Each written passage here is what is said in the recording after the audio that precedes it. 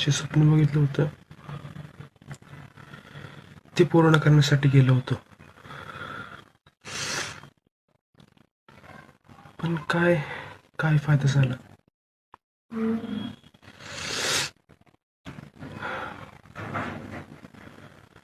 जेव्हा त्याची गरज होती तेव्हाच ते करताना नाही आलं.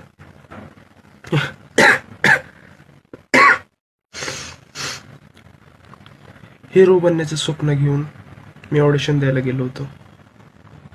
पण काय फायदा झाला? जेव्हा ऑडिशनची वेळ आली तेव्हा मी पूर्ण ब्लँक झालो. मला काहीच करता नाही आलं.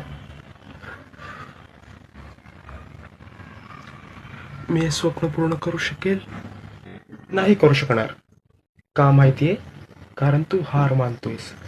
सचिन तेंडुलकरने जेव्हा त्याची पहिली इंटरनॅशनल मॅच खेळली होती तेव्हा तो 0वरती आउट झाला होता. पण आज बघ, the god of cricket Sachin Tendulkar. आणि हे सगळं का माहितीये? कारण त्याने कधीही हार मानली नाही. कितीही अपयश आले तरी तो हारला नाही. जर हे तुला समजलं तर तू जिंकलास.